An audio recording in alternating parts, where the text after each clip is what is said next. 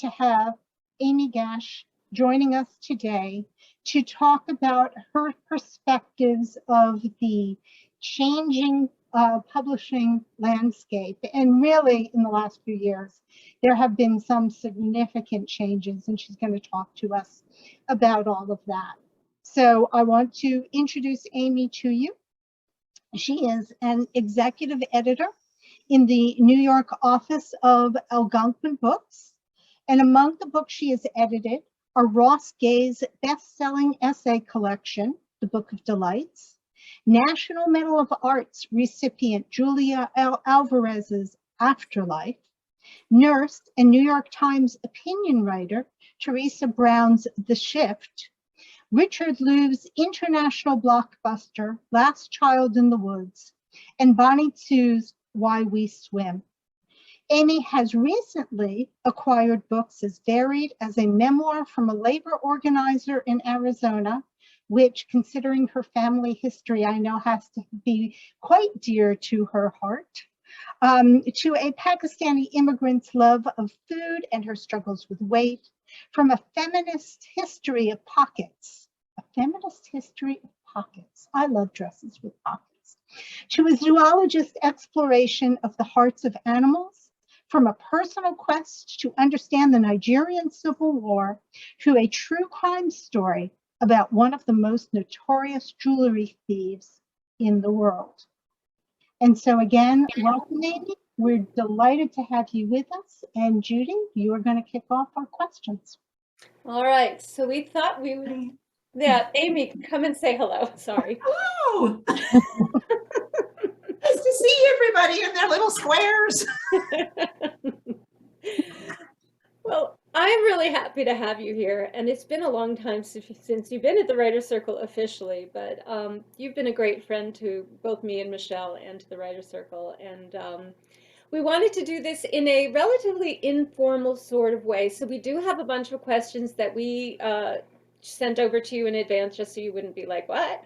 And then we also have some questions from the audience, and after we've gone through our questions, we will be opening it up for introductions with everybody and to have them ask their own questions. So I think the first question we have is, I want you to talk about your recent acquisitions. Okay. And what made you select these particular books, and how has some of them done in the marketplace, those of them that are already out? So jump in. Okay. Well, maybe, okay, the last book I bought is called Expect Great Things, and it is a social history of the Catherine Gibbs Secretarial School. Oh. I don't know how, I mean, if you're under 40 or 50, maybe you won't have heard of it, but this was kind of like a famous school where women, you know, from the actually it started in the 1910s, but from the 1920s to maybe the 1960s, went to this school, and then they learned how to become executive secretaries. And I was fascinated by this because the author's theory is that this was a school that had a sort of surreptitious feminist goal. And though they were training all these women to be secretaries, most of the women who became secretaries went on, because they knew how to work in the real world of men, to make their own professional choices, becomes head of companies. I mean, there's this whole roster of women who you've heard of who went to the Catherine Gibbs School and then became an astronaut, and then became, I think I'm trying to remember what they all did. I can't remember, but these were like Howard Hughes's secretary or the Duke of Windsor's secretary, and they had a sort of cachet. And you see that, like, it was such a regressive era that the women, like people would call, like how, I don't know, whoever needed an executive secretary would call up and say, I need a secretary, but they have to be over 5'6", and they have to have blonde hair. And then they would send these women. But in the process, the school was very rigorous, and the founder of the school brought in professional people to talk to these women, and they were just driven into them that, of course, they had to work harder than men, but then they could, and they got this sort of work ethic, and they became successful in their own right. So that's why I thought that story was appealing. I think it might be helpful to know for you guys to know, like as an acquiring editor, I might read a book and I might think, oh, that is so interesting, the Catherine Gibbs School. That is not enough for me to have signed up this book. There has to be a few other reasons that I think it could actually sell. And in this case, and in each, it's always different what the reasons are. I mean, some stay the same. For example, if the author was famous, great, that's a reason it could sell. If her last book was a bestseller, great, that's a reason it could sell. In this case, the author had written a previous book. It did not sell. So right there's strikes against her. So I have to overcome that with something else. And in this case, a few years ago, there was a book on the Barbizon Hotel for Women. I don't know how many of you know that hotel, but another sort of storied institution for women. And that was a bestseller. And it was very similar in that it interviewed people who had stayed at the Barbizon School, which was also for professional women. It wasn't a career thing, it was just where they could stay safe in New York City, sort of. And that was a bestseller. And so I knew there was interest in this period. I knew that there was interest in women's stories. I knew that there were famous names in this because the women had worked for famous people. So it had all of these other things going for it. And that's why I bought that book. I actually thought it might be helpful, and tell me if I'm jumping ahead here, but when an editor buys a book, always in the back of their minds are, what are the reasons I can tell the sales reps who are going out there to sell these books to bookstores, what's in this that makes it special? What makes this book more than just a book over there, right? There's thousands of books. So we make these things called tip sheets, and tip sheets are little sort of like cheat sheets for a sales rep to go out and see and look at the book and say, okay, here are the 5 sales points that I want to make to the bookseller. So like, I'm just going to give you an example of a book I bought recently. I bought a book called Healing, and it's about a nurse who gets breast cancer. She's an oncology nurse. So the reason that I would say over the course of a year, I might get submissions for 20 books about breast cancer, or 20 books about a story, my memoir of having cancer and how I really learned to love my life, or how I really learned that I should appreciate things. And this is not to belittle having cancer, but they're a story that is out there. And I know it's out there because I've seen all these submissions. This is a story about a woman who was an oncology nurse. So she's looking at what she did wrong as an oncology nurse and what she knows now, that she was on the other side of the healthcare curtain. I mean, she was furious that, like her doctor didn't call her back. She was furious that she had to handle all the scheduling of everything, and they didn't even tell her whether she needed chemo or radiation. She was furious that, I mean, all these things that she didn't really realize as a nurse, she realized. So she went back, which is unusual for a practitioner to look at what they did wrong. And she's looking at it from that point of view. So that's what makes this book, which is a cancer memoir, which is a very crowded genre, different.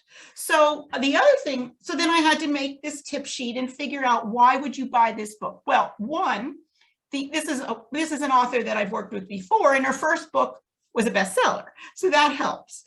Second of all, she has a column in the New York Times. That's her platform. Third of all, she's a wonderful writer, but notice that's third. So, and although that's really first, but so those are just, and second, and then maybe fourth, you know, like 4 million women are living with cancer in this country as we speak right now. I don't know what the statistics are. So there's an audience. So those are things that make me think, okay, this book has a chance. And also, I also was interested in the fact that a lot of the books on cancer are harrowing stories of having a life-threatening illness. My author, Teresa, did not. She had treatable cancer. So many women have treatable breast cancer, but it's not what you think of as a dramatic story, because she went to the doctor and she got treated and they cured her. But was she really healed after? It's hard to know, because she was upset. She didn't feel there was any compassion in her treatment. She felt that, you know, she was forced to figure out whether she should take this long-term treatment or herself. She kind of calls it DIY cancer. And so that was so relatable to me, because I know so many people who have cancer and they feel like, well, you know, I was cured. It's not fair that why should I complain? Or even, why should I complain? I don't want to be a difficult patient and get worse care. Or so she sort of talks about all these things. So that's something. The story of that that Michelle mentioned that I bought about unionism. It's a story that I haven't read before. Unionism, there are very few books on unions, basically, that are not, you know, sort of academic books. But this is about a union organizer who was in Arizona and worked to organize the laundry workers. And laundry workers are not organized. They're mostly immigrants, some undocumented. They work in horrible conditions. They clean hospital linens often with, like, they might find body parts in them, syringes. There's danger. The heating elements burn them. They're not protected adequately. This book is about, from the point of view of the labor organizer, and most of us don't really know what an organizer does. Like, how do you get people to put their jobs on the line, especially when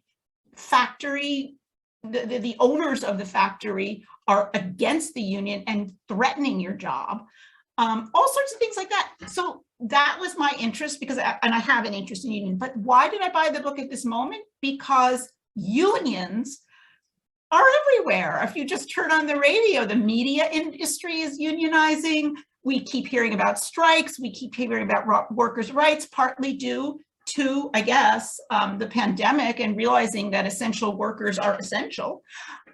So there was another element. There have to be a few different elements that come together that make me feel like, okay, this book, even though union books don't sell, this book might sell. Anyway, I don't want to go on and on, because I don't know how much of this you want to hear, but tell me to stop and ask me another question. Well, actually, Michelle, before we go into the next question, I wonder if you could give us at least one novel that you selected, because I know most of the people that I'm familiar with here are fiction writers. So if you can do that on a novel. I bought a novel that is called Metropolis. And Metropolis is a book that it follows 6 completely diverse characters who are in some way connected to a self-storage facility, and the office manager is taking kickbacks to let people live in their storage units. So these 6 people are living there or working out of their office. And there's a horrible accident. Somebody falls down an elevator shaft. No, we don't know. It's kind of a mystery. It's sort of a psychological mystery. It's not that important who did it, but the why of why they did it is the thing. And it's very fast paced. It's very fun. It has a underlying message about, well, the author is studied to be a sociologist, and she has this theory that wherever you're born in life, in your socioeconomic level, is where you end up, no matter what happens to you. So that's underlying this thing. All these people are of different socioeconomic backgrounds, but where they end up is where they were in the beginning. No matter, like, even if they had a fortune, they got divorced or whatever it is. But so that's a book that just had such a great plot. It's not terribly literary, but it's fun. So on the tip sheet for that, was the author a bestseller? Was it? Okay. How did you pitch that? Yes, the author's first book was called The Art Forger, which was a bestseller. Mm-hmm. So she had a track record. But I should say that this is my 4th book with Barbara. Let me just say this about that, though, which is very common. Her first book was a bestseller.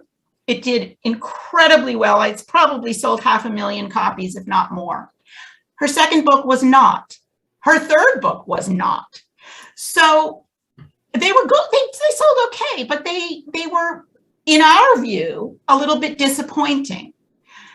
But I'm sticking with her because I think she's great and I want to publish her.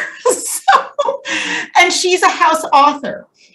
If she went, she would probably be able to sell this book elsewhere because she does have some track record, but maybe not.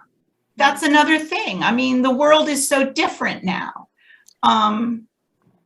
It's very hard. It's very hard if you have a track record that isn't fantastic or going down like Barbara's is. Although I just to give you a little hope here, we have a book now. It's not my book, but it's Algonquin's book. It's called Honor, and it's a Reese Witherspoon book club pick, and it's a bestseller.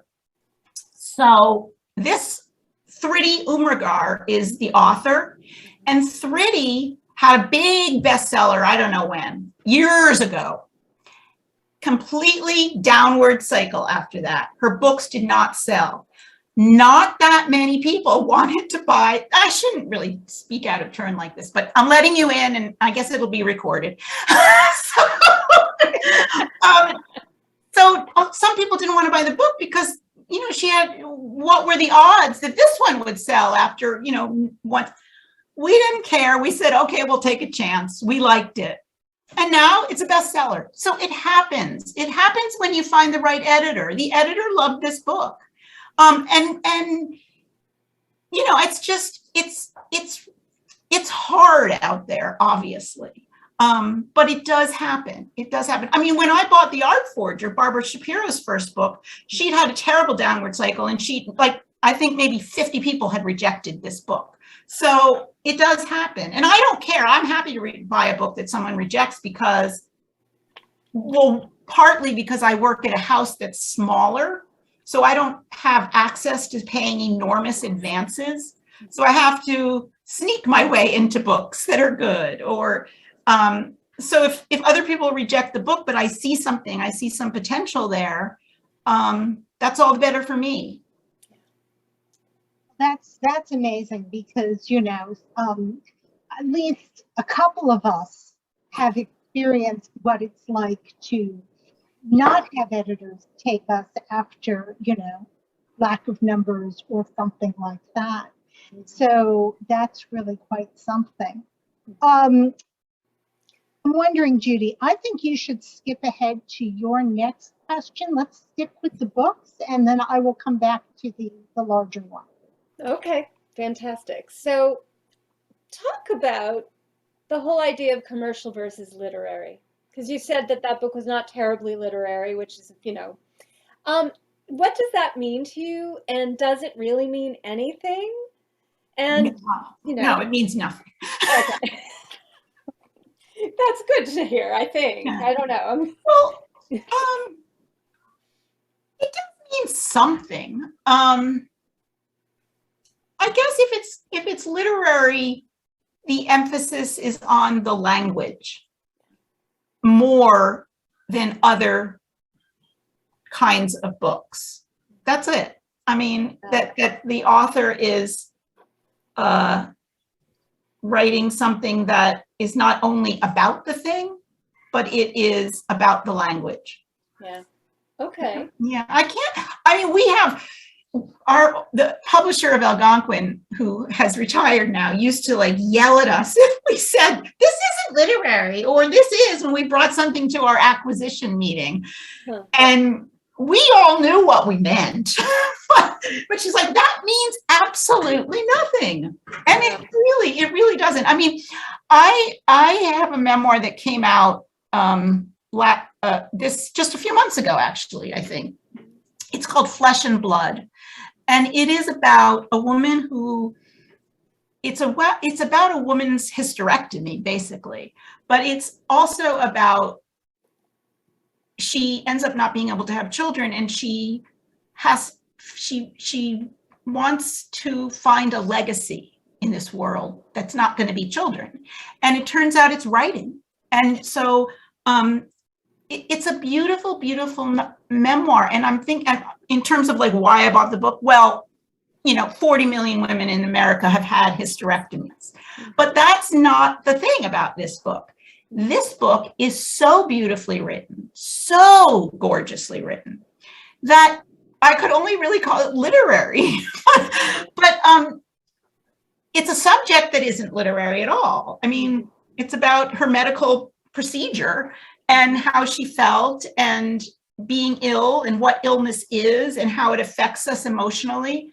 It could be a self-help book, but it's not, because it's literary, because she's an incredibly beautiful writer, and she makes connections between the natural world and the body, and it's just a beautiful, beautiful memoir. Wow. It sounds like something I would actually like to read that I would not normally pick up because of the subject matter. Exactly. So that was a little tricky about how we sold it too, because it's very writerly. So, within the context of commercial and literary, and whether that is a thing at all, I have a funny feeling I know where you're going to stand, at least at the beginning of this answer, is what do you see as hot right now? And what are publishers looking for in this very crazily overcrowded market, Well, I have to admit, if you're, because it sounds like a lot of you are fiction writers. Fiction's been hard in this market, very hard. The things that are selling, I mean, Algonquin is owned by a company called Workman. They do like what to expect when you're expecting, practical books, recipe books, joke books, workbooks for kids. They are booming. Mm-hmm. Those kinds of books are selling and selling because of the pandemic, mostly. So any kind of like gardening book or how to, I don't know, fix your own car or whatever it is, these books are doing really well. And then the other kind of book that is selling is books that in some way touch upon our racist world. Whether it's, a book about microaggressions, whether it's a book about a memoir from a person of color, whether it could be anything, but, I mean, the publishing world is undergoing a big reckoning, because even if we do publish diverse books, our staff is not diverse, and there is such a push to hire diverse people, to publish diverse books. I mean, Algonquin's books have always been diverse, so it's not so much for us about the diversity, but our staff isn't.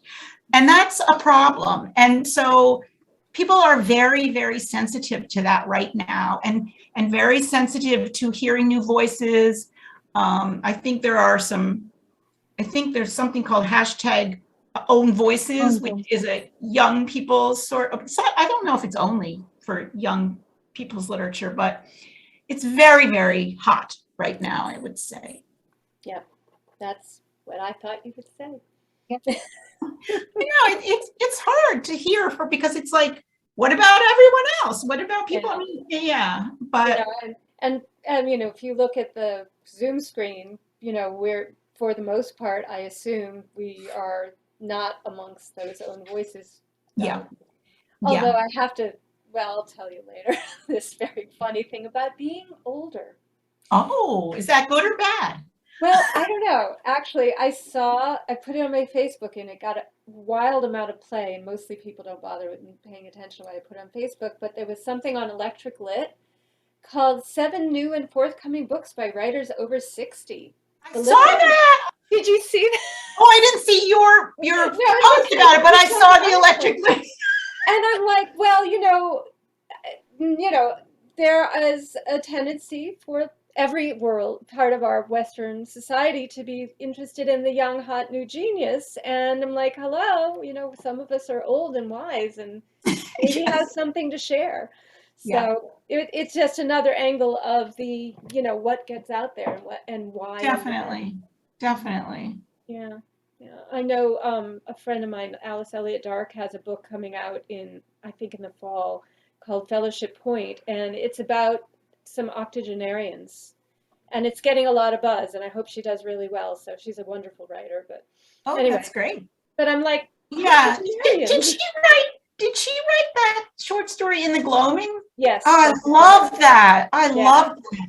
Yeah. So anyway, everyone who likes literary fiction, and that one she does lean in the literary side. So anyway, Michelle, go to your next question. All right, Amy, so this has been great because it really does give us some insight into, how at least one acquiring editor selects books.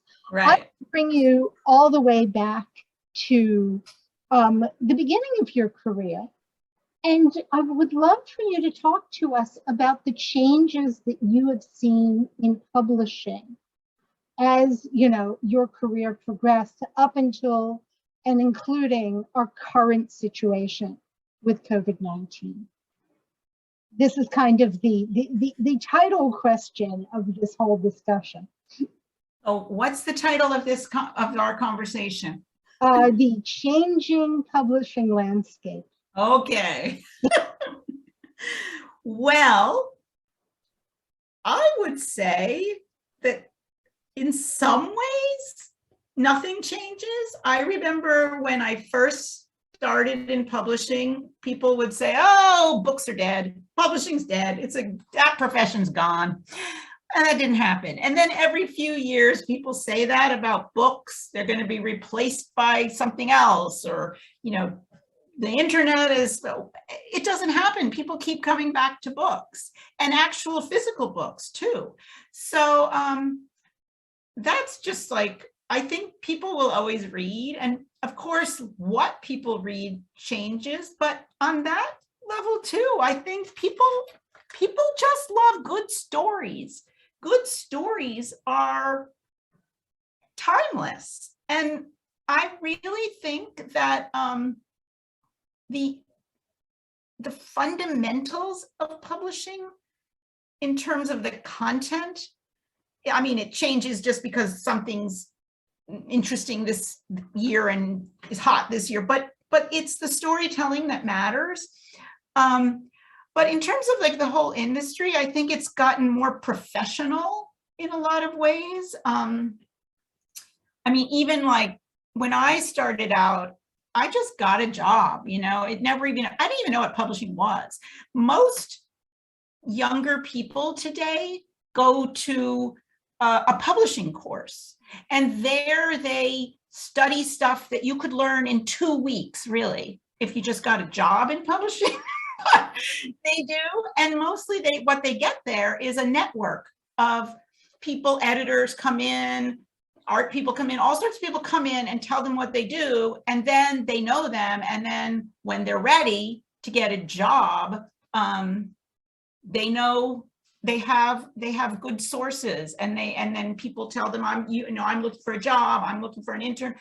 And also, I think most people intern first. I don't remember that as something that people, well, I mean, I did it when I was in college, I was an intern, but now, even after you've graduated or gone to a publishing course, you might be an intern first, which is kind of shocking. And therein lies the problem about why there's no diversity in publishing, because we don't pay anything. Yeah. So, but aside from that, I think, trends come and trends go. There's still a lot of women in publishing. There's still a lot of men who have the power. The amount of publishers has gotten less. People, the big five have taken over lots of publishing houses, but there's still small houses and indie houses and university presses, and there's still places. And the internet, I mean, has completely changed how I might find people. Like because I'm at a small house and I don't have, access to paying hundreds and millions of dollars for advances, I'm often like looking for new writers on some magazine or something I've read on the internet, or, because I'm trying to find the person before the agent finds them. And that's made it a lot easier. There's also, like, if I just in terms of the pandemic, one thing I've noticed, and this is not really about publishing, but it's about finding a publisher in a way. Because we can't send authors on tour, we are touring on Zoom. So there is an ability to like listen and learn from so many different authors, people who are doing workshops. Bookstores have their own list of people, of like programs. There's writing schools that are just like you are, these things are online. Michelle and Judy are doing it too. And anyone can go and anyone can learn. And I think that's really a big difference. You don't have to be in, New York where this author's reading. You can listen from your, bedroom in Kansas. And I think that's great. I really think that's great. I see all these programs too that are not just like, they're not always, I mean, we're having this. It can get very old when an author is just this one person on Zoom for 45 minutes doing a reading or something like that. So we're having like really interesting programs with 3 authors talking about something. And I don't remember that happening as much before. So that's a very positive. If you go to some of those, you'll learn stuff, I think. Yes, as someone who has been promoting the book during the COVID pandemic, I can tell you, Zoom is an amazing way to reach people. So that's really great. So Workman was recently acquired. Mhm. What can you share about what happened with all of that? Well, we had been a family-run company, for 50 years or whatever it was. And, because Workman has this incredible backlist of cookbooks and just million copy sellers, people have always tried to buy Workman. Peter Workman, who founded it, the company, died, I don't know, 7 years ago or so. And Carol Ann, his wife, had we have a CEO, but she had kind of been running it in a way. and her two kids did not want to continue in the publishing world, and she was 80, and there weren't too many options. So she sold the company to Hachette, and Hachette has promised, and they seem to be making good on it, that they would not change things and people would not be fired. I mean, which is amazing. And so far, I don't know too much about it because we're still in this. All I know is that, I mean, I've never had to fill out so many forms in my life. But aside from that, it seems like we are going into this very corporate sort of culture, but we're going to be able to, as much as we can, keep our non-corporate feel. We'll see. Okay, That's very- fingers crossed for you, because it's, it's very difficult when a larger conglomerate takes over. Mhm. So you talked a little bit about COVID-19 and publishing, and what has happened with day-to-day publishing? How has COVID-19 affected that? Nobody goes into the office. We immediately got the hang. There was hardly any, I mean, there were some pains, and people, didn't get up to speed and needed to, be connected and get their computers right. But basically, my job has not been affected in any way. Who knew I could do everything from home? Well, I did. Everybody's working at home. I feel, I mean, I've sort of, I've been in publishing so long that it's not a big deal for me, but I think for sort of younger people who are just coming in, to not have this group of people, around them, and to only have to get to know people on Zoom and that way, it's harder. I think it's harder. And you don't have sort of serendipitous conversations in the hallway. You don't have that kind of camaraderie in some ways. And like, we've hired people that I've never met in real life. I've just seen them on Zoom. And I don't think that's good for them. For me, I don't mind. No, but I do miss my colleagues.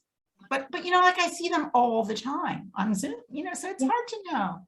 Yeah. But I think, in general, I think the publishing industry has probably weathered COVID-19 as well as any industry, I would suspect.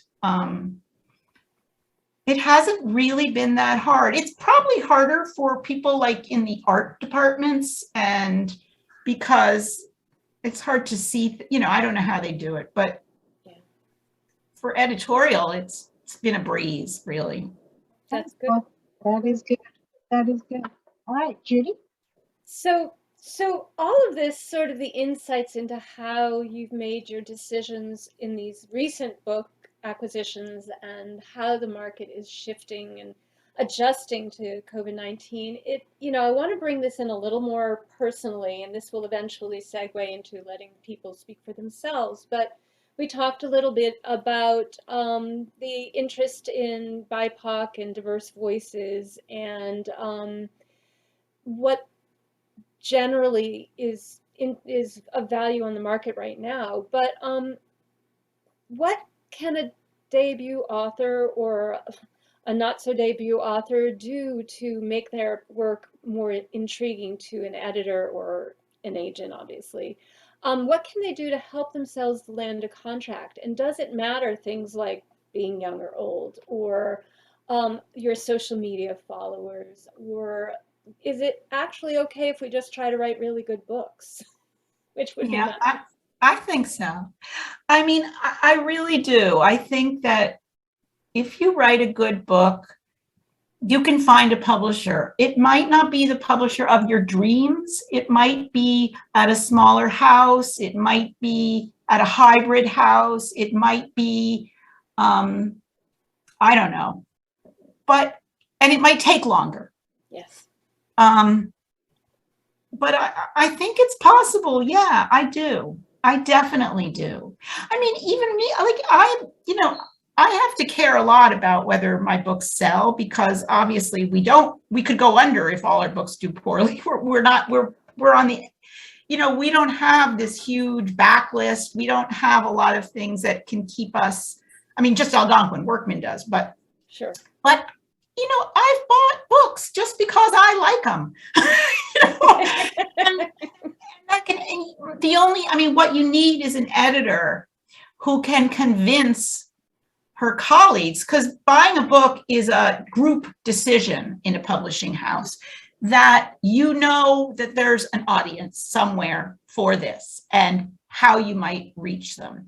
And if you can do that, you can usually buy, like the book I bought that you mentioned called Pockets.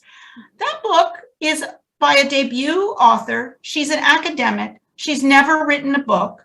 She has no platform at all. I just love the idea of Pockets and like and everything she said about them, and everyone I spoke to when I brought the book to my group was all the women were like, we want Pockets. So I knew that like I was on to something, and she was a very witty writer. I mean, she wasn't dry, and she was looking at the history, and it's fascinating.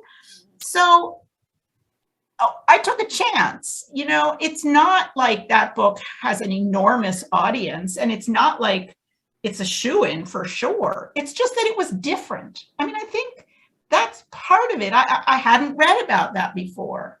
And when you're an acquiring editor, you get so many submissions that if something doesn't feel fresh, or something feels like you've read that story a little bit just like that, but maybe different before, it's very hard. It's very hard because you only have a few minutes to even read the thing until you have to go on to the next project that you might like or might not like.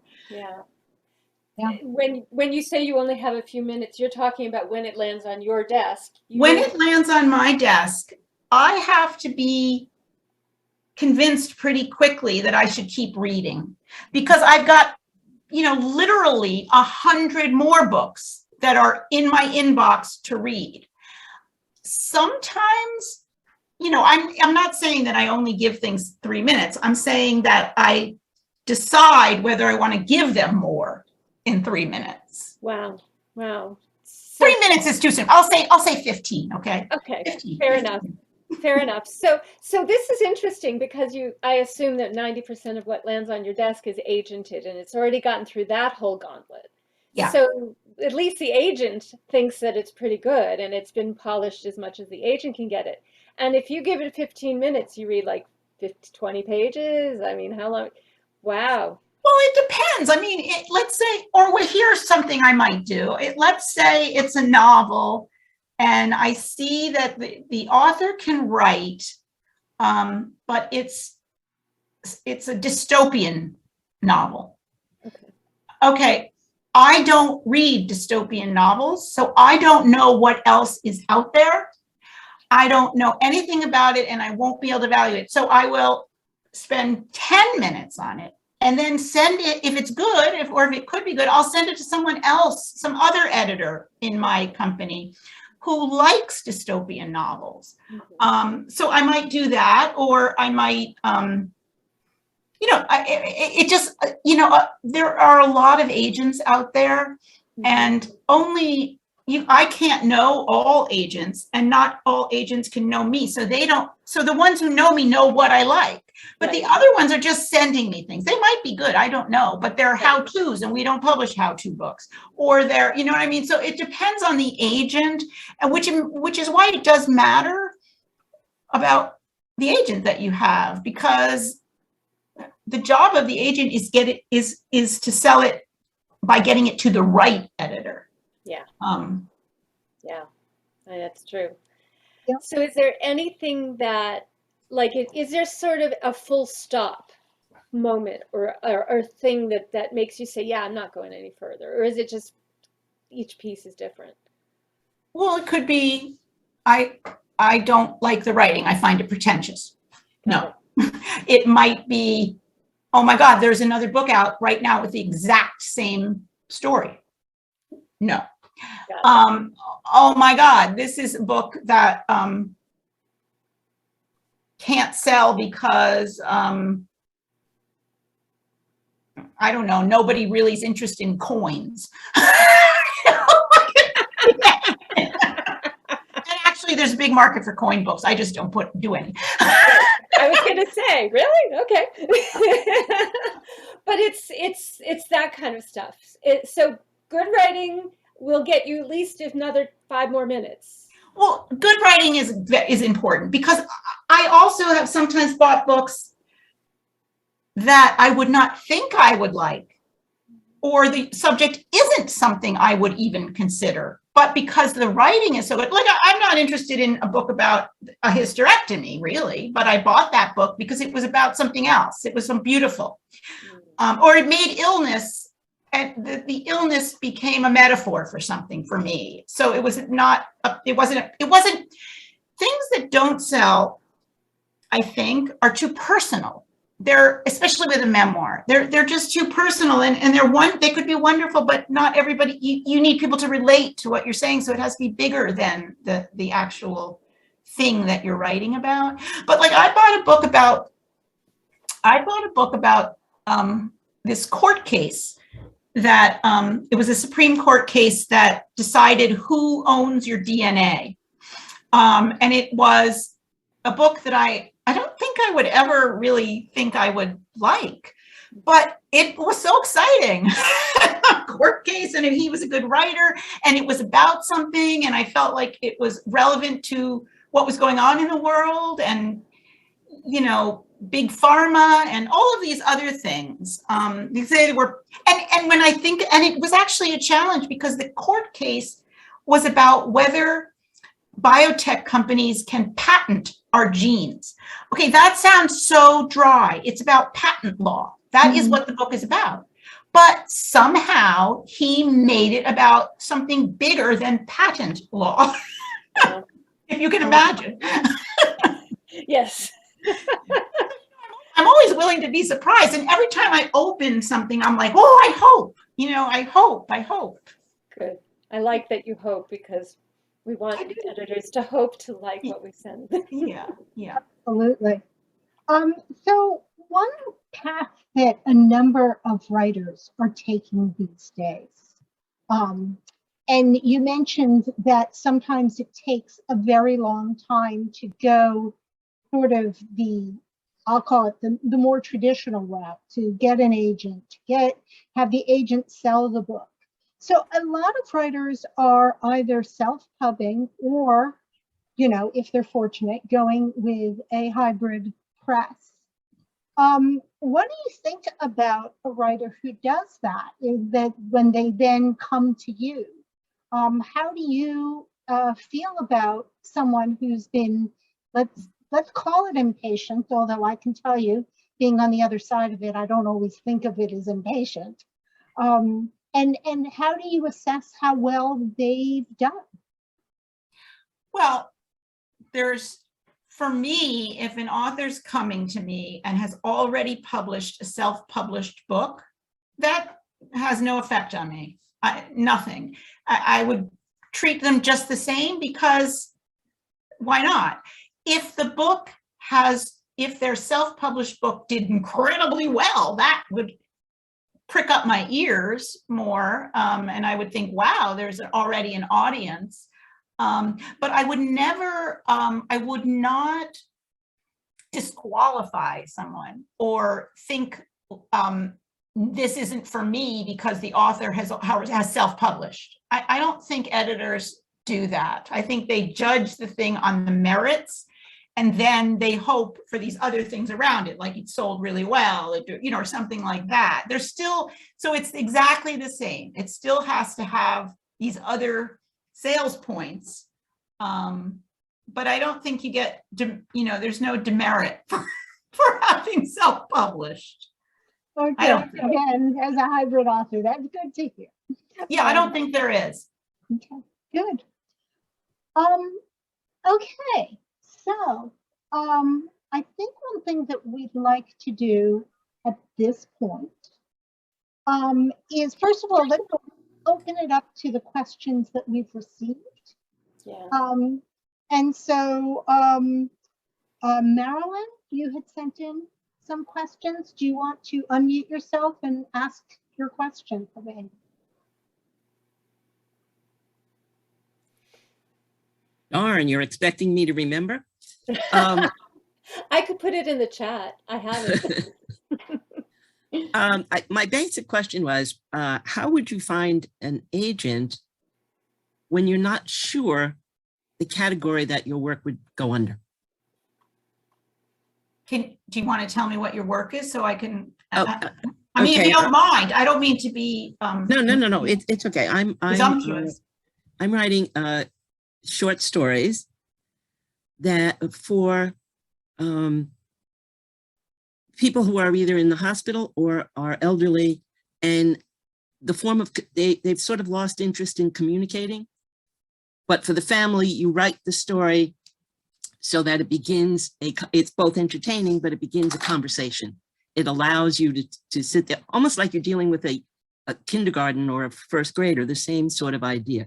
I'm going to get a conversation going by reading a short story, one that's not too complicated, but one that has lots of room to talk about. An example is I have a story that I talk about a relationship between a grandmother and a grandchild about a secret ingredient in a recipe. So the whole story discusses, at first the girl says it's the greatest thing I've ever had. And then when she finds out, the grandmother holds back on a secret. And when she finally finds out what that ingredient is, she doesn't like it. And the grandmother says, wait a minute, this was the best you ever had. What happened? So it begins that whole conversation. You know, did you find that when you're cooking, did you create something that you held back, the secret ingredient? So the whole point is all these stories have room to talk. And of course, it came out of an experience with family. I discovered that somebody was in the hospital and they just had no conversation, and people didn't want to visit because you have nothing to say. And so I started writing these stories, and I began to get a response. Well, that's so beautiful. That's lovely. I really love that idea. That's a tricky one though, because the audience is anyone who wants to start the conversation. Is that who would buy the book? Right. So in some ways, it's like a how-to educational book in some ways. Yeah, because that, I found by visiting this person who then went into rehab, etc., that all the people visiting their older relatives all were interested in the stories so that they could have the conversation. Well, I might go to a bookstore and look at books that are, for how to care for someone who's elderly, or caregiver section maybe, and take out some that are more narrative and, not so much like, well, do this on this schedule or whatever. But there are lots of books. There's memoirs about caregivers. There's memoirs about Alzheimer's. There's memoirs about all sorts of different things that people have dealt with, and about the aging. There's a huge group amount of books that are how-to books, or, Mm-hmm. And I would look in those and find the ones that seem a little more similar, look at the acknowledgements and see who the author thanks. And they usually thank their agent. And then write to that agent and say, this is for that audience. But one thing I would do is I would get your pitch down. I would really get it down to who the audience is, because I was a little confused at first about, who's it for? But I get it now, and I think it's a really good idea. But it probably wouldn't be a house that does sort of just regular trade books, because it's very specific, the audience, it seems to me. Although, I mean, we all do deal with it. And if you put it in but it's also a little bit of a hybrid, because they're like short stories, but you're not writing them as literary stories. You're writing them with like a point in mind, right? Like to create conversation. So it's not it's not, it's not a fiction house. It's not, so it's, I see your dilemma, but I think it's the caregiver section, or, maybe it's the section, what is that book the StoryCorps project? You know that? Yeah. StoryCorps? StoryCorps is a project, I think they've done 2 books where people go and record conversations with people in their lives. 2 people talk about, like, how did you and dad meet, the daughter meets, or things like that. And there are books like that. You might also look up that book, the StoryCorps book, on Amazon, see what other people who bought that book, and see if maybe there's a book that's kind of more like yours. Mhm. So, and that's another way, especially if you can't get, like, it's hard to get to a bookstore these days, but if you look at books, you spend a long time on Amazon and look at caregiving books, and then see what people bought, which will lead you to another book, which will lead you to what people bought in that book, who bought that book, or another. That's what I would do. And then you have to look at the book and see who the agent is, but you could also send it to that publisher too. Thank you. Excellent. All right. Cynthia, you also sent in some questions. If you want to unmute. Sure. Hi, everyone. Hi, Amy. How are you? Hello. I'm writing a novel that was inspired by my grandmother, who emigrated from a small village in Cornwall to America in the 1920s. And then also, I'm going back and forth between characters because I've enjoyed reading books like that, where it's like a character that's similar to myself, and who ends up going to the village and exploring where her grandmother grew up.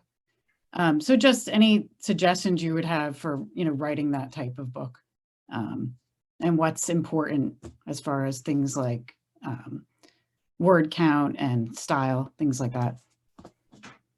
Well, how far along are you? Just like more in the beginning stages. I guess I've done probably like 13,000 words. That's it so far. Honestly, I wouldn't worry about the word count or anything like that. I would just worry about the story at this point. There's no count for a book. It's whatever it needs to be. And I think if you get all caught up in that, you'll lose what you want to be writing. And I think I think I love those kind of books. I've done a couple of those kind of novels where there's a present. Exactly. And it somehow the past somehow informs the present in some way. I think I love those. And a lot of people do, I think. Yeah. I enjoy them myself. So that's why I thought, since I had a personal connection, that I would work from that. You probably had to do a bit of research. Yes, I'm doing a lot of research. Yeah. And I also have all of my grandmother's old, letters and pictures and all the, her passport, all those types of things. So. And have you worked out a storyline? I have. Yeah. So, yeah, sounds good. Thanks. Okay, great. So I want to open this up to people to introduce yourselves, maybe give us a little sense of what you're working on, but also, let me know if you have questions for Amy. It's not often you get in front of an acquiring editor, so do feel like you can take advantage of it. So just raise your hand. Raise your hand. And Judy, I'm going to let you do it because for the recording, I've got the little strip up. Oh, yeah. So no worries. So Judy's all right. gonna... So let's start with Jenny. Go right ahead. Hi, Amy. Thank you so much for doing this, and to the Writers Circle for getting this together. I'm actually in a publishing class in my MFA program, and this has been really helpful for me to pull some things together. My question for you is regarding genre blending. My own work is really genre blended. It's historical fantasy, it has LGBTQ characters, it has folklore connections. There's a ton going on. I I think it can sell, but I want to, I know in my class, they're saying we should really pick one genre and just have the others be secondary genres. What are your thoughts on what I should be putting at the front of the ballot? Well, I don't work on genre fiction, so I don't know genre fiction that well. And I don't know, I know there's like, people are, very, like I did a book and we called it a mystery, but there was no murder. So people were very angry.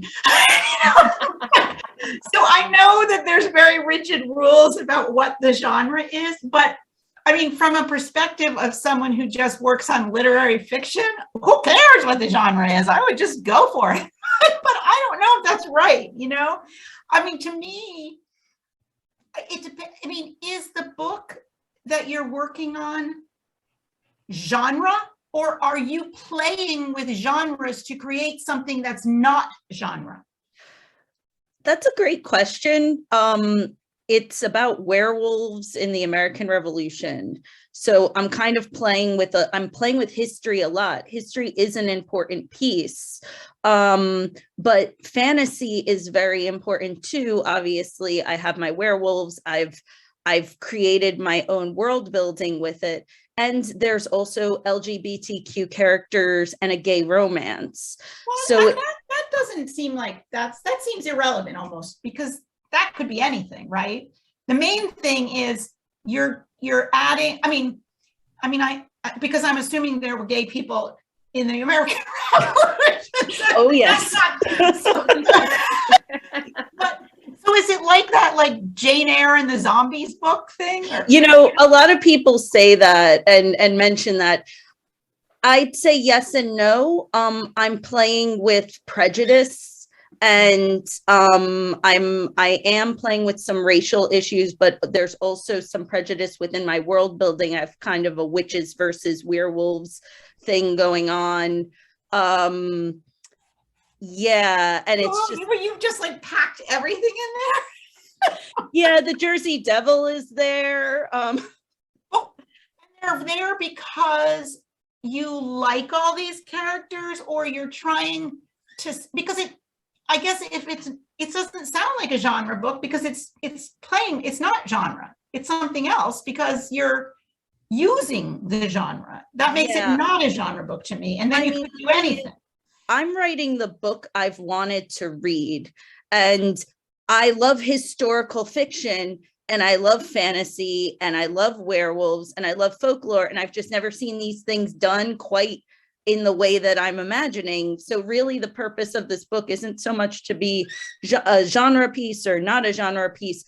I'm just trying to make these things happen that I see in my head. I don't know if this is bad advice, but I would go with it. I don't know. I mean, if that's the book you want to read and you feel that you have something that can only be said that way, or not, or that you want to say that way. I just know that within my publishing class, there's a lot of, you need, and even you've said it yourself, you need a track record of books that have sold within your genre in order for somebody to be willing to take the chance on you. And I guess what I'm trying to think about, in my query letter to get an agent, should I be focusing on the fantasy? Should I be focusing on the historical? Should I be focusing on the prejudice pieces I'm trying to put in there and mirror the real world? I'm trying.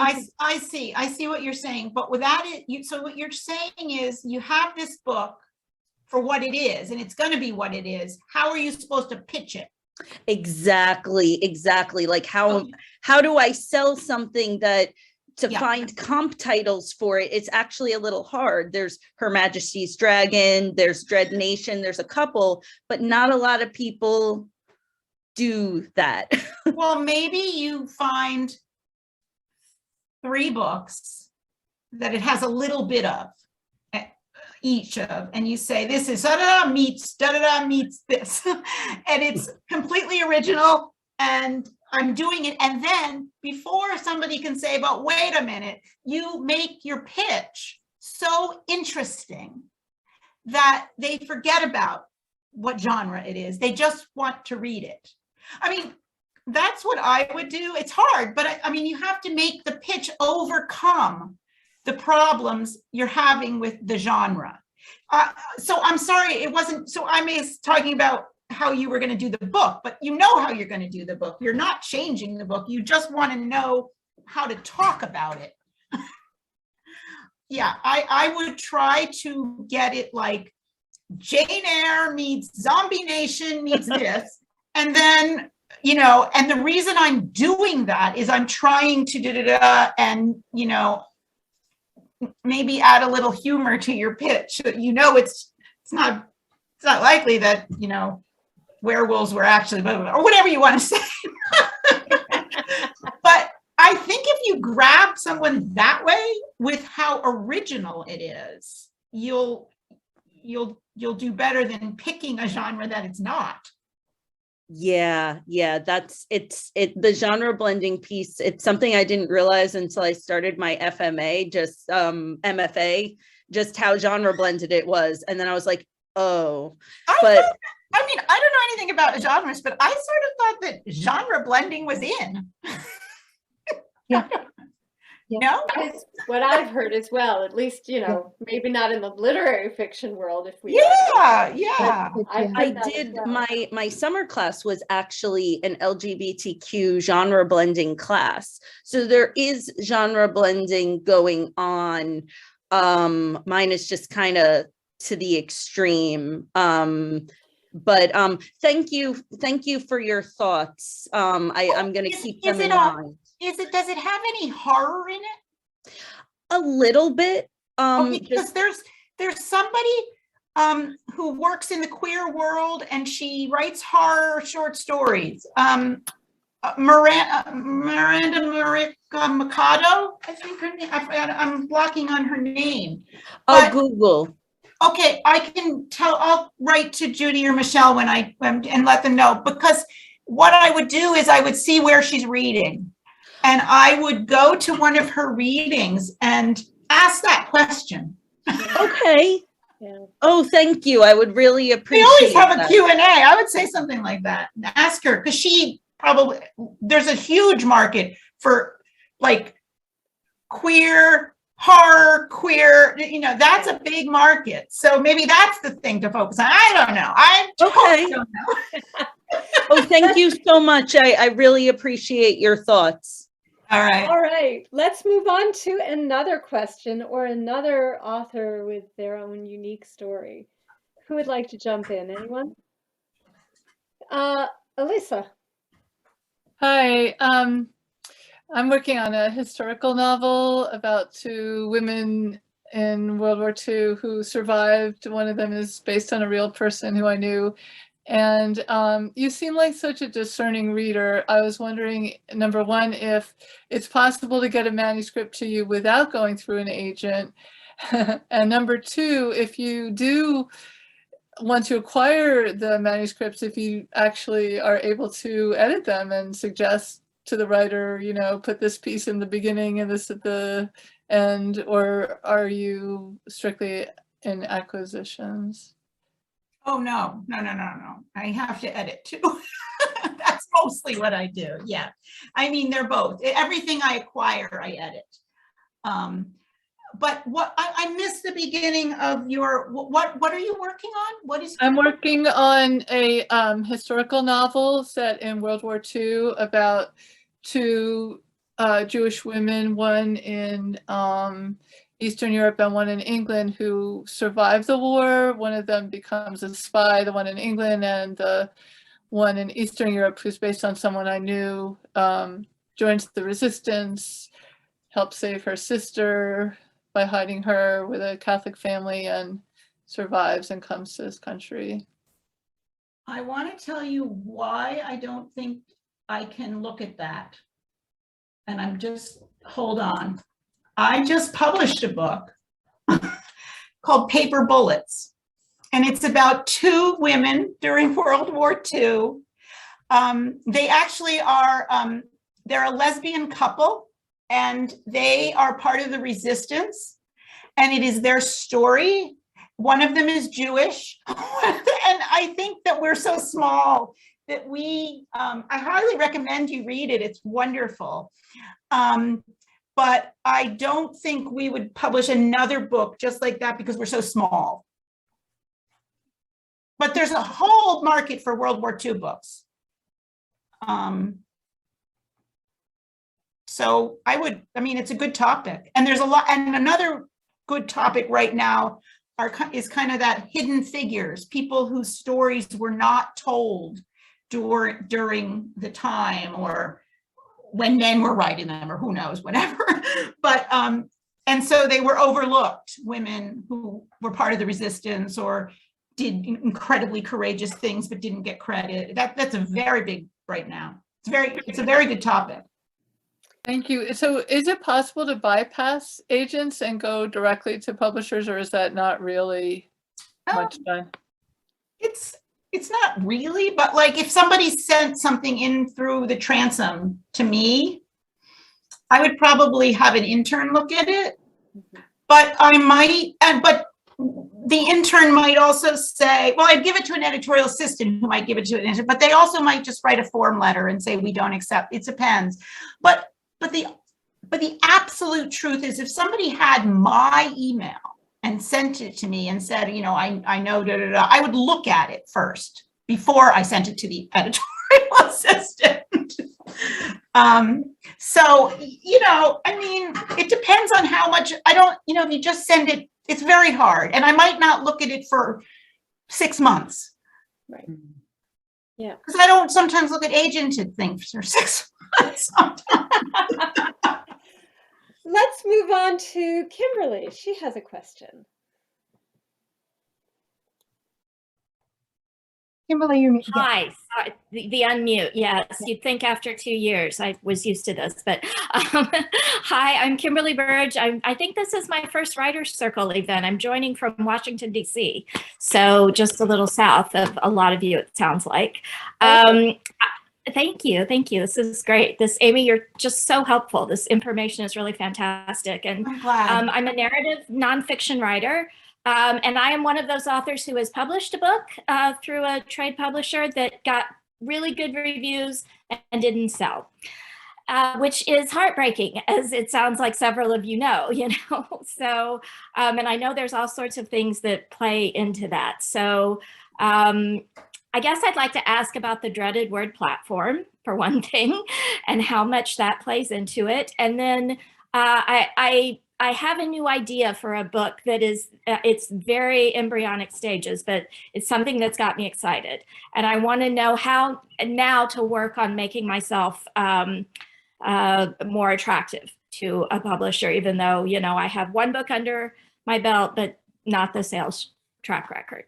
If that makes sense.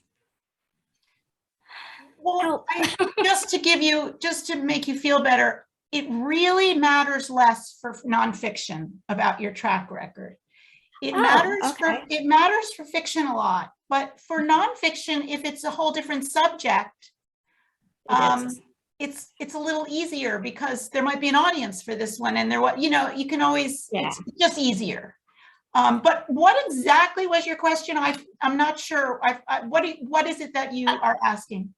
Well, for one, how much does platform matter, and how do you define platform? What are things that, in this case, narrative nonfiction writers should focus on, or maybe nonfiction writers, but also I know, novelists have some of the same issues. And what should I be focusing on now as I try to build up an audience for a follow-up or a new book? Okay, well, a platform could be 500,000 Twitter followers, but it's unlikely, if you're not on Twitter now, you're probably not going to get there. So I would forget that. So it could be that if you're writing about World War II, let's say, you are an expert in World War II. You teach at NYU the most popular course on World War II. That's a platform. Even if you've never written a book before, if you have that, that's a platform. If you are writing about something that you personally have been through and your story is dramatic about it. Like, Yeah. And not, it could be like I'm writing about the Holocaust and my grandmother was a Holocaust survivor. That's not you. That it has to be like you, but maybe it's my father was a Nazi and this is how I grew up and I don't know what to do about my father, or, you know, how can I handle the shame or whatever it is. That's about you. So, and you've talked about this and lectured throughout the country about it. That's a platform, sort of like that. Okay. But yeah. so for a nonfiction writer, the platform is specific sometimes to the subject. Okay, But right. it could also be that, you know, you are regularly on MSNBC talking about this issue. But that's probably, you know, I don't know. If you tell me what the subject is, I might be able to help Well, you. so actually, my first book was called The Born Free. So this is my chance to plug it. I know it was been out a couple of years, but so it was about girls growing up in South Africa as the first post-apartheid generation.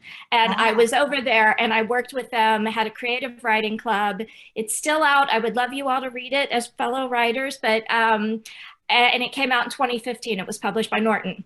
But I didn't have 500,000 Twitter followers and all, but that was But my that's story. okay. No, very few people do. I was just saying I know.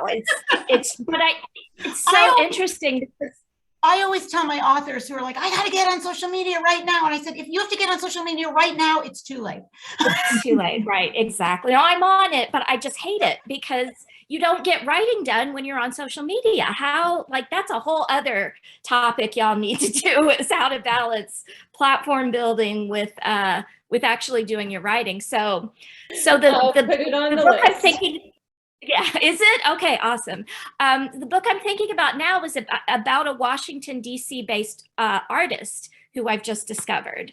Her name's Alma Thomas. I hope I'm not giving anything away here, but she just had a retrospective at the Phillips. But her story is amazing. And, you know, I've lived in DC now for 25 years. And so this is, you know, my home. And I like the thought of that she literally did all her painting 2 streets over from me and I knew nothing about her is really captivating, you know? And so, she developed her painting as she taught school. She taught in a junior high for 35 years. And then after she retired was when she became famous. She was the first Black woman at the Whitney Museum to give a solo show when she was 80.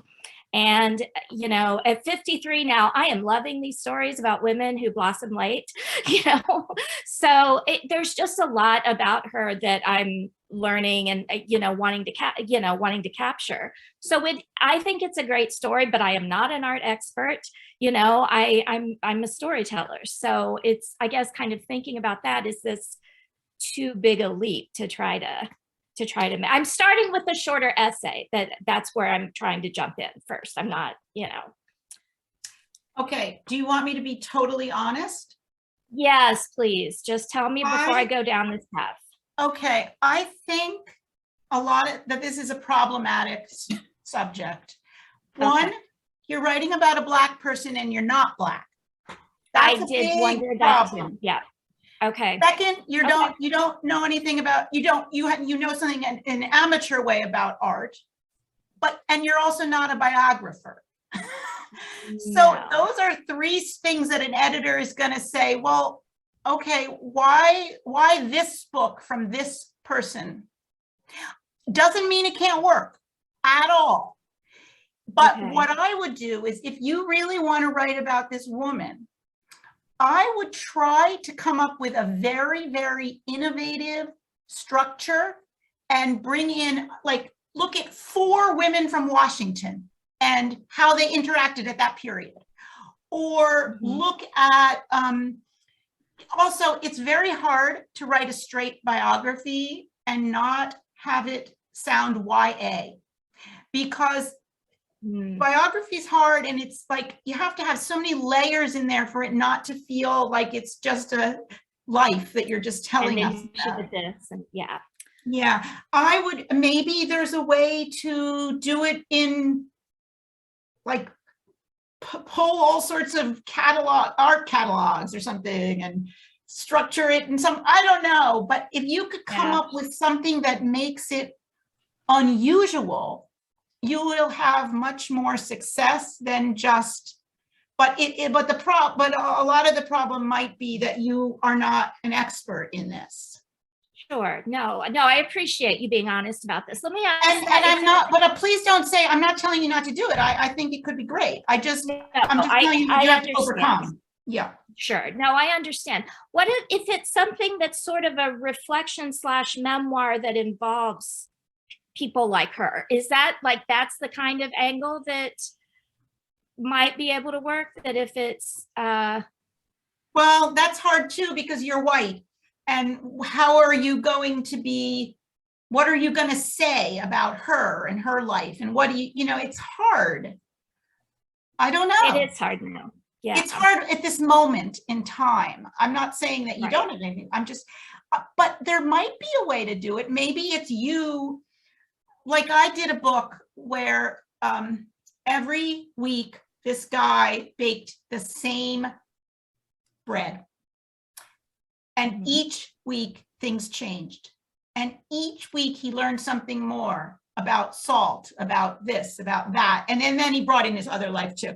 Maybe you go every day to the Phillips collection and you look at this painting and that's the book. And what, I don't know, but it has to be some innovative thing you think of.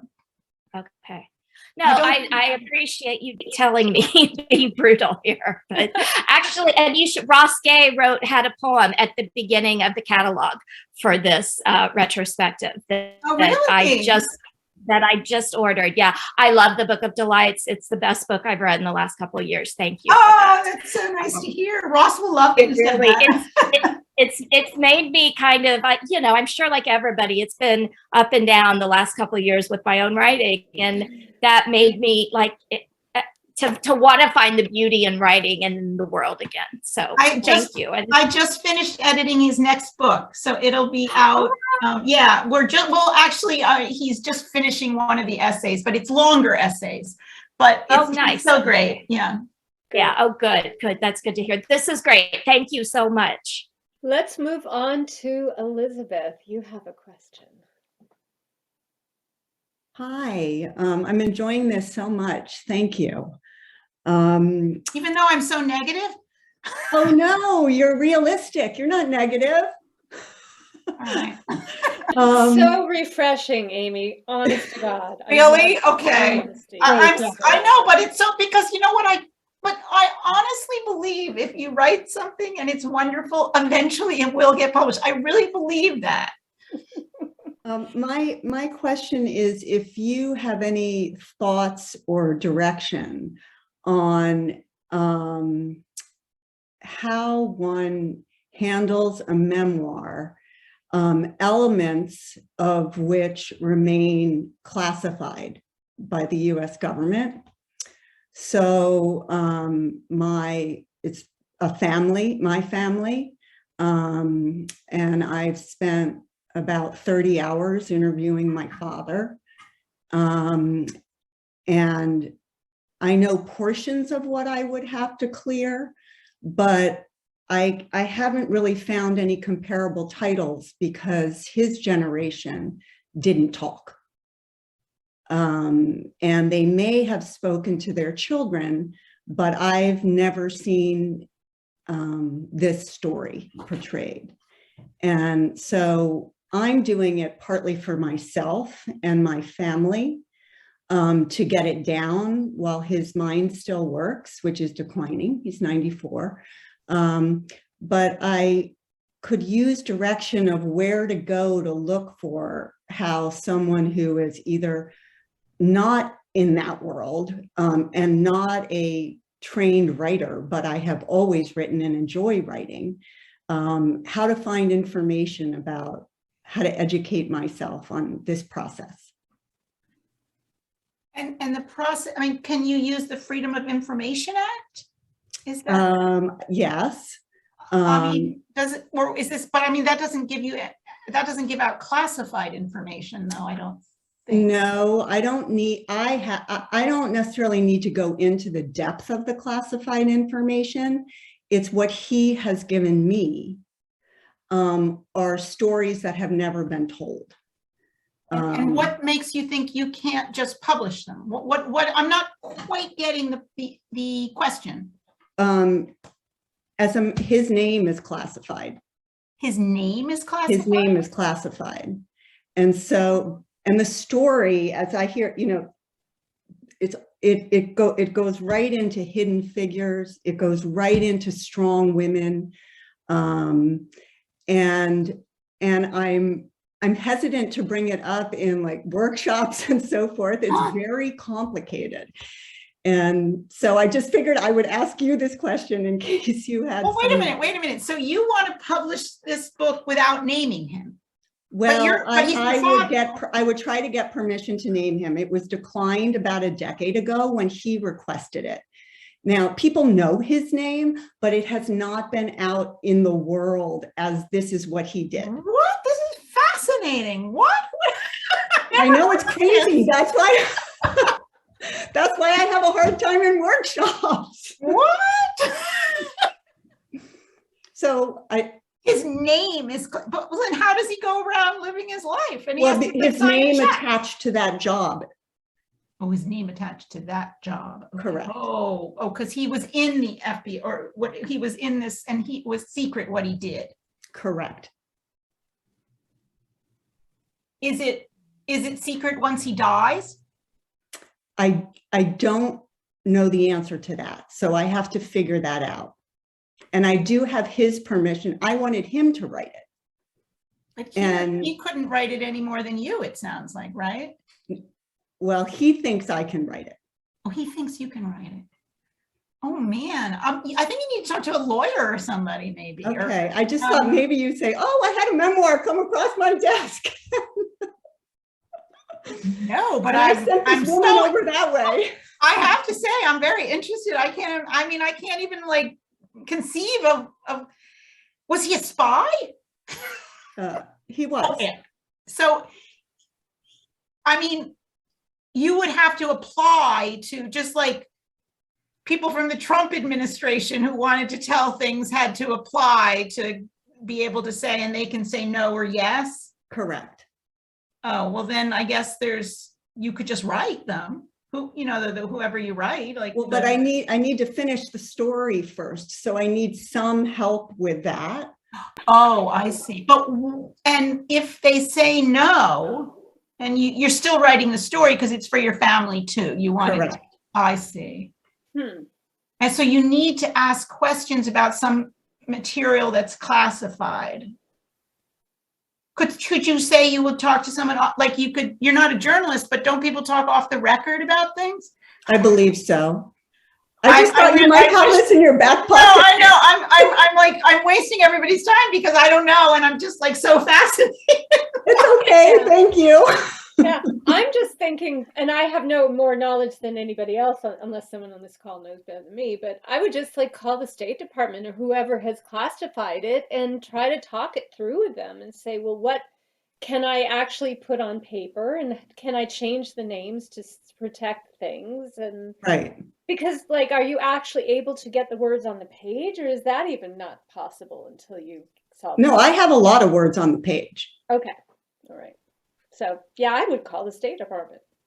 I would call whoever does that kind of thing, right? Yeah.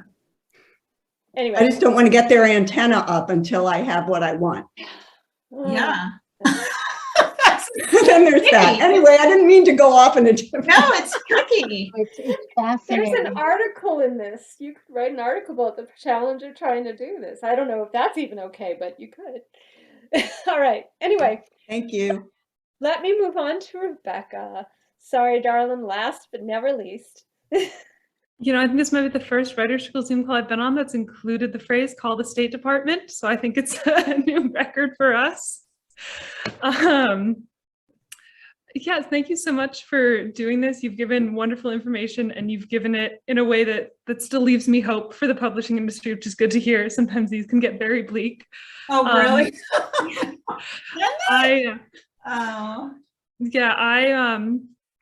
recently finished editing my first novel. It's a young adult historical fantasy in Victorian London, and I'm about to dive into the slightly terrifying querying and agenting process. And I know you touched on this in a few other responses, but I didn't know if you could share any more about how you see agents fitting into this process, you know, from the editor's side, and what that interaction is like. And even if you have any advice for what to look out for in an agent, that would be wonderful. So your manuscript is done. Mm-hmm. You're now querying young adult agents. Or going to start querying young adult agents. Going to start querying. And so your question is where to start, or where to start, anything I should know about the agent role? Well, I mean, it's hard because there's so many agents. I would, again, look at the books that I like best or that are like yours and see who their agent is for that book by looking in the acknowledgements or something like that. And or sometimes you can go to the website of the author and they'll say, contact my agent is, and query that agent and then say, this is, you know, in that vein.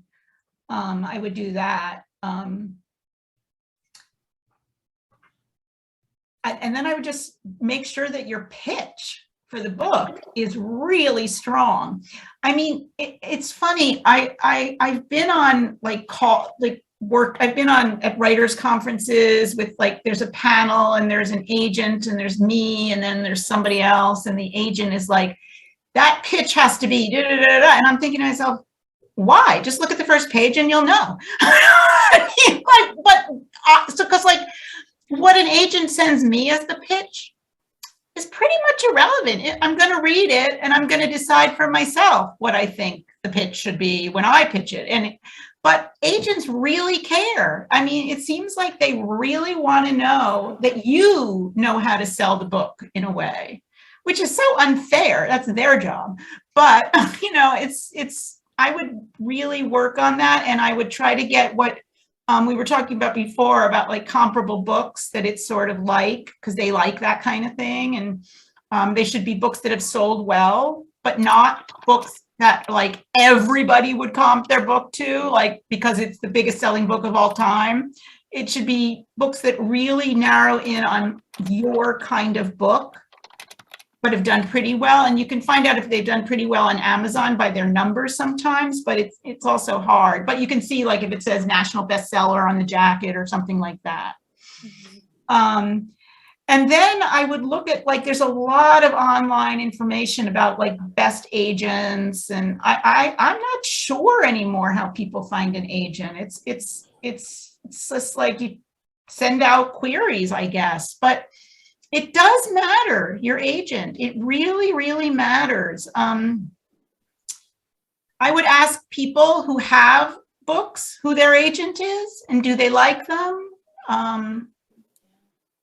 Go to a group of writers of young adult fiction and see who there's a lot of writing groups like that. Yes. See who their agents are. Mm-hmm. I guess is that helpful? Yes, thank you. Yeah. I'll pop in on this because, your comment that these can get rather bleak, and they can get rather bleak because the querying an agent process is daunting. And what you said earlier, Amy, about having the right agent who knows the right editor, who knows their taste, it's really hard to land those very special people who know the people that are the right people. And sometimes it's even very difficult to understand who they are. Yeah, I don't know how, but how you can know is that if you go to an agent's website, you can see the other books on their website, and you can see if they do books like yours and they've sold them. Right. So exactly. I would definitely do that. I would go to each website and really look carefully at the agent. And if they've sold a lot of books that you've never, ever heard of and don't even look, then they're probably not that great an agent. And if they don't have a lot of books on their website, probably not, which doesn't mean that they might be up and coming and really aggressive and good, but you'd have to talk to them, but that's scary too. I would try to first go with a sort of agent who has a reputation as someone who sells books. Yeah, it's absolutely true. And there are countless agents. Every time I'm looking at the agents out there, I'm like, there's so many people I've never even heard of. Who are these people?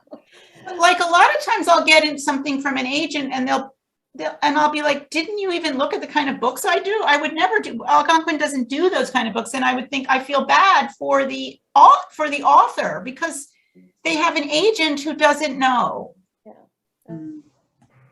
So on this particular point, I just wanted to actually mention, because we have all got to confront when that day comes, writing that really strong pitch. And in September, we're having a query boot camp.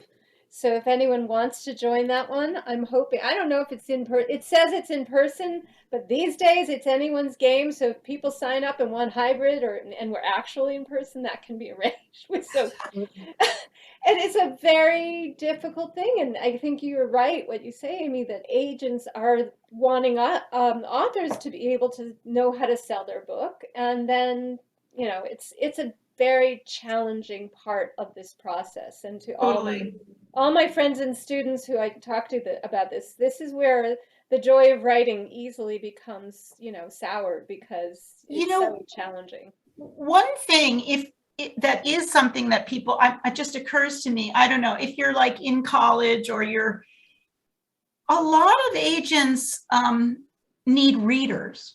I think there are agents in New Jersey who probably use readers. And if you queried them and said, you're a student of da-da-da-da and you'd like to read for you, or could you, or I don't know what you would say. I'm sure there's ways to do it, or you can email them and say, and that would help because you'll see what they get. You'll see what they don't like. You'll know them. Agents are the ones that know everybody. So they would know other agents. They would know all the editors. So then you would have an in that way. And people need, I mean, of course, you have to do it for no money, unfortunately. Or maybe they pay by the whatever. It's not going to make you a lot of money. But reading is it also reading helps writers, I think, a lot. So, and a lot of people use readers. Mm-hmm. I don't know where you're in college. Where are you in college? I'm at Mount Holyoke College, so I'm up in Western Massachusetts right now. So there might even be some agents right around there. And I mean, not that it matters in this world, but you could, I mean, yeah, you can look and see on like Publishers Marketplace. Do you know that? Yeah. You can see what agents are where and who does young adult. Yeah. Yeah. So do we have any last questions or comments that I can have people share? Are we exhausted? It's a long conversation. I'm a talker. It's good. So am I. You know that. I'll talk all day if you let me. Well, it is my favorite topic. Absolutely. Great. All All right. right. I want to, Michelle, you Go want to ahead, wrap? Judy. You do it. I do the wrap? Okay. I You just do wanted to thank Amy so much for being so candid and detailed and rich in her sharing of her experience. And I hope it's given everybody a little bit better sense of the world of the publishing, you know, the landscape, as we called it, and also just the inside perspective from an editor's desk. You know, it's a place most of us rarely get anywhere close to, so it's really, really valuable.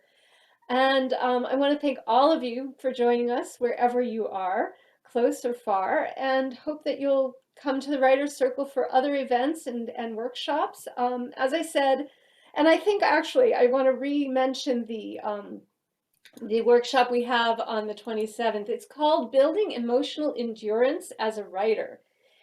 And if you know Bonnie Friedman's work, the book Writing Past Dark, it's all about the stuff that makes it hard to be a writer, whether it's insecurity or envy or writer's block or any kind of self-doubt. And trust me, we all have it, no matter how confident we may seem on the outside. It's a daunting task just to get the words on the page, Never mind going through all the way to getting to Amy's desk or someplace like that. So I highly recommend it, and come with all your vulnerability in hand, because she's lovely and very warm and generous, and this is a book that's been in print for a very long time for a reason.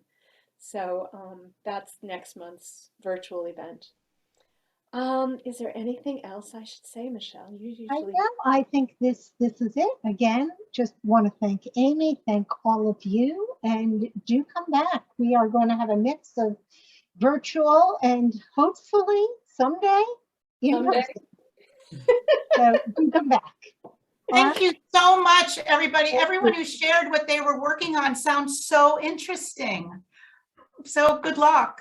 Thank you. Thank you so much. Thank you, Bye-bye. everyone. Bye, Be everyone. well, everyone. Bye, Amy. Thank you so much. Thank you.